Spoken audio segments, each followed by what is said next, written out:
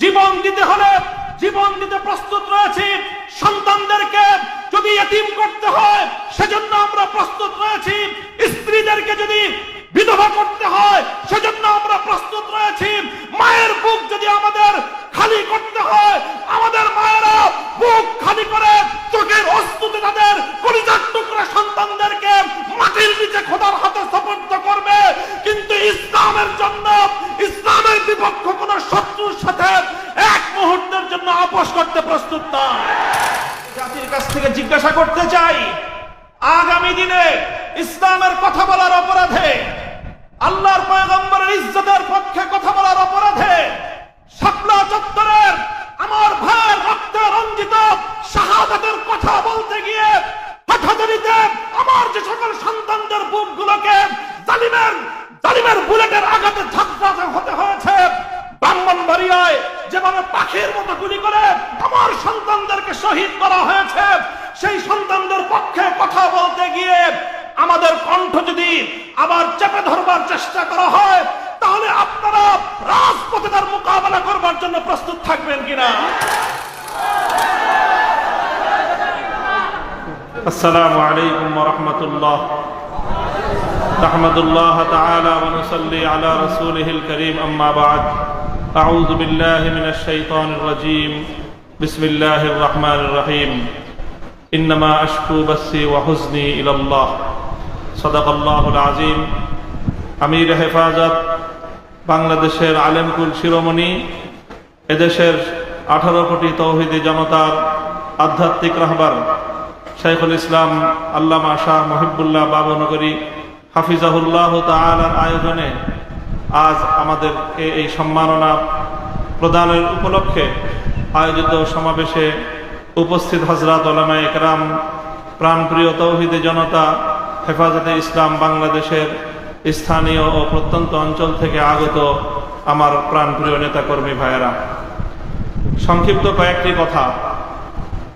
আমি এবং আমার সহকর্মী, আমরা আপনাদের ভাইয়েরা যারা দীর্ঘ কারাবরণ করেছি, কারাভোগ করেছি, আমাদের কারামুক্তির পর দেশব্যাপী আপনারা যে আবেগ এবং উচ্ছ্বাস প্রকাশ করেছেন, আমাদেরকে যে আপনারা সাহস জুগিয়েছেন, এর মাধ্যমে একদিকে আমাদেরও দায়িত্ব বেড়েছে, আর একদিকে আপনাদেরও দায়িত্ব অনেক বেড়ে গিয়েছে।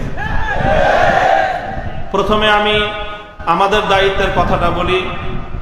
আলহামদুলিল্লাহ, আমাদের কষ্ট হয়েছে। আমরা এটা বলবো না যে জালিমের জিন্দানখানায় আমাদের কষ্ট হয়নি, তা নয়। আপনজন থেকে বিচ্ছিন্ন থাকা, স্বাধীনতার জীবন হরণ করে বন্দি খাঁচায় আমাদেরকে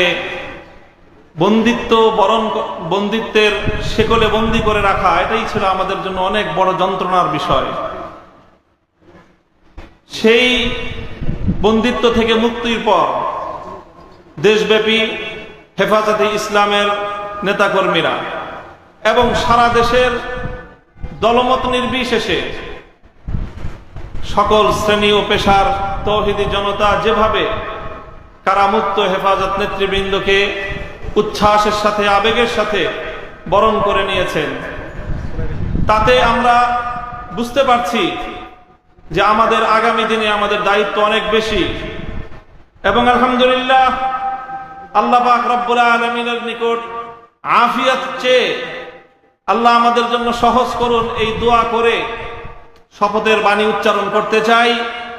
আমাদের সকল কারাবন্দীদের পক্ষ থেকে আমি সে কথা উচ্চারণ করতে চাই, ইনশাআল্লাহ আল্লাহর জমিনে আল্লাহর দ্বীনের ঝান্ডা সমুন্নত রাখতে, আল্লাহর পয়গম্বরের ইজ্জতের হেফাজত করতে, এদেশের নাস্তিক্যবাদকে রুখতে, এদেশে ইসলামকে উপড়ে ফেলার সকল ষড়যন্ত্রকে রুখার জন্য যদি এর চেয়ে বড় ত্যাগ এবং কোরবানির প্রয়োজন হয়, হাসি মুখে আমরা সেই ত্যাগ করতে প্রস্তুত রয়েছি।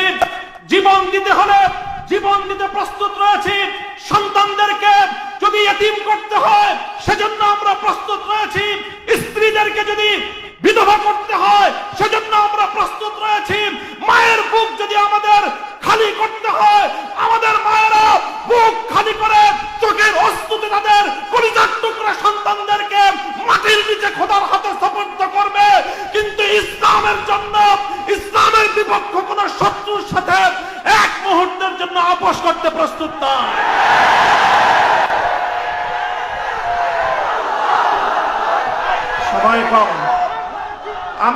স্পষ্ট পয়গাম, সব অন্যায়ের ক্ষমা রয়েছে, গাদ্দারি আর বিশ্বাসঘাতকতার কোনো ক্ষমা নাই।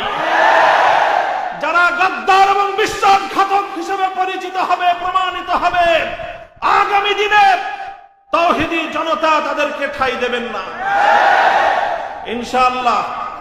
উলামায়ে কেরাম, হেফাজত নেতৃবৃন্দ যেভাবে শপথে বলিয়ান হলেন, যারা আমাদেরকে এভাবে সমর্থন যোগাচ্ছেন, আপনারা তো সমর্থন যোগাচ্ছেন, কিন্তু আপনারা কি কথাটা টের পান যে আপনাদের এই অভূতপূর্ব সমর্থনের কারণে রাষ্ট্রযন্ত্রের পক্ষ থেকে আমাদের উপর চাপটা কিন্তু আরো বেশি বেড়ে যায়। এই যে আজকে আমাদের উপরে এই অকথ্য নির্যাতন, এই যে লাঞ্ছনা, এই যে গঞ্জনা আমাদের উপর, কারণ এদেশের মানুষ আমাদেরকে ভালোবাসে, কারণ আমরা যেখানে যাই মানুষ আমাদের প্রতি আবেগ এবং উচ্ছ্বাস প্রকাশ করে। এখন আপনারা যদি আবেগ আর উচ্ছ্বাস প্রকাশ করে ঘরে গিয়ে বসে থাকেন চুপ করে, তাহলে আমাদের উপর কিন্তু চাপটা, জুলুমের স্টিম রোলারটা আমাদেরকে কিন্তু নিষ্পেষণ করে দিবে। তখন আপনাদের আবেগ প্রকাশ করার কিন্তু আর কোনো জায়গা অবশিষ্ট থাকবে না। এই জন্য আমি আজ আমাদের আমির, এই জনপদের সকল আলেম ওলামার আমির, এই জনপদের কোটি কোটি তৌহিদি জনতার অবিসংবাদিত আধ্যাত্মিক রাহবার আল্লামা মুহিবুল্লাহ বাবুনগরীর এই মজমাকে সারা দেশের প্রতিনিধিত্বশীল মজমা হিসেবে গ্রহণ করে আমি এ জাতির কাছ থেকে জিজ্ঞাসা করতে চাই, আগামী দিনে ইসলামের কথা বলার অপরাধে, আল্লাহর পয়গম্বরের ইজ্জতের পক্ষে কথা বলার অপরাধে শাপলা চত্বরের আমার ভাইয়ের রক্তে রঞ্জিত শাহাদাতের কথা বলতে গিয়ে হঠাৎ আমার যে সকল সন্তানদের বুকগুলোকে জালিমের বুলেটের আঘাতে ঝাঁঝরা হতে হয়েছে, ব্রাহ্মণবাড়িয়ায় যেভাবে পাখির মতো গুলি করে আমার সন্তানদেরকে শহীদ করা হয়েছে, সেই সন্তানদের পক্ষে কথা বলতে গিয়ে আমাদের কণ্ঠ যদি আবার চেপে ধরবার চেষ্টা করা হয়, তাহলে আপনারা রাজপথে তার মোকাবেলা করবার জন্য প্রস্তুত থাকবেন কিনা?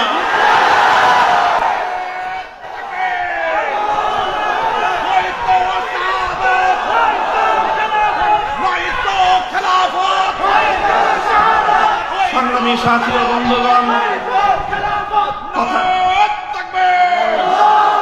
কথা দীর্ঘায়িত করার অবকাশ নেই।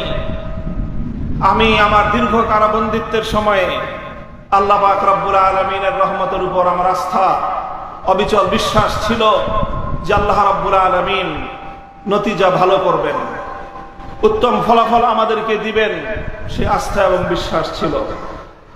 প্রথম দিকে যখন আমাদের মরহুম আমির হেফাজত আল্লামা জুনায়েদ বাবুনগরী হাফিজাহুল্লাহ তাআলা, তাকে আমরা জীবিত রেখে কারাগারে বন্দী হয়েছিলাম, তার উপর একটা বড় আমাদের আস্থা ছিল যে তিনি ইনশাআল্লাহ এই বন্দী মজলুম আলেমদের জন্য, শহীদ আমাদের সন্তানদের জন্য, ব্রাহ্মণবাড়িয়ায় বীর বিচারে হত্যাকাণ্ডের শিকার আমার শহীদ ভাইদের এই হত্যার বিচার আমাদের এই জন্মভূমিতে প্রতিষ্ঠিত করবার জন্য তিনি বলিষ্ঠ ভূমিকা পালন করবেন।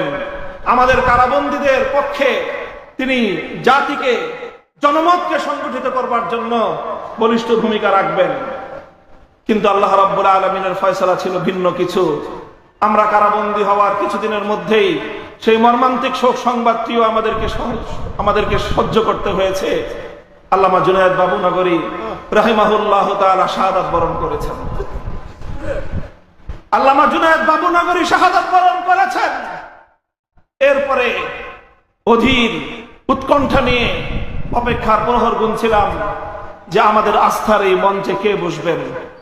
যখন জানতে পারলাম ওলি ইবনে ওলি, এ জাতির শ্রেষ্ঠ সন্তান, আস্থার মূর্ত প্রতীক আল্লামা শাহ মুহিবুল্লাহ বাবুনগরী হাফিজাহুল্লাহ তাআলা ইমারতের এই ঝান্ডা তিনি নিজ হাতে তুলে নিয়েছেন, সিজদায় শুকর আদায় করেছি, আস্থায় বুক বেঁধেছি যে ইনশাআল্লাহ একদিকে তিনি আরশের মালিকের সঙ্গে রাতের বেলায় চোখের অশ্রু ছেড়ে তিনি এই সংকট উত্তরণের জন্য আল্লাহ পাক রব্বুল আলামিনের সাহায্যকে জমিনে টেনে আনবার জন্য চেষ্টা করবেন। অপরদিকে তিনি জীবন দিবেন, কিন্তু কোন জালিমের রক্তচক্ষুকে পরোয়া করবেন না, কোন জালিমের সামনে তিনি মাথা নোয়াবেন না। এই আস্থা ছিল এবং আলহামদুলিল্লাহ আলহামদুলিল্লাহ আমি আমার উপলব্ধি হলো এই যতটুকু আস্থা শুরুর সূচনাতে ছিল আজ পর্যন্ত আমরা আমাদের আমির হেফাজতের থেকে তার আচার আচরণ তার ভূমিকা আমাদের আস্থার চেয়ে বহুগুণ বেশি পেয়েছি। আমাদের আমির আল্লাহর পক্ষ থেকে আমাদের জন্য অনেক বড় নিয়ামত। ইনশাআল্লাহ আমির হেফাজতের হাতকে যদি আমরা এভাবে শক্তিশালী রাখতে পারি, এদেশে আমাদেরকে জুলুম করতে পারবে, আমাদেরকে গুলি করে হত্যা করতে পারবে, কারাগারগুলোকে আমাদেরকে দিয়ে ভরপুর করতে পারবে। বাংলাদেশে কারাগারে সর্বমোট আসন হলো 70,000। কয় হাজার? আমরা শাপলা চত্বরে গিয়েছিলাম, কমপক্ষে হলো 20 থেকে 25 লক্ষ। 70,000 হেফাজতের কর্মীরা কারাবন্দী হবে, কিন্তু জালেমের সামনে মাথা নোয়াবে না। এই দেশের 1 ইঞ্চি মাটি নাস্তিকবাদ এবং ইসলাম বিদ্বেষের জন্য কারো হাতে ইজারা দেবে না ইনশাআল্লাহ। আল্লাহ পাক আমাদের সকলকে তৌফিক দান করুন, কবুল করুন। আমাদের আমির হেফাজত সহ আকাবিরিনদেরকে আল্লাহ পাক দীর্ঘ নেক হায়াত দান করুন। ওয়া আখিরু দাওয়ানা আলহামদুলিল্লাহি রাব্বিল আলামিন।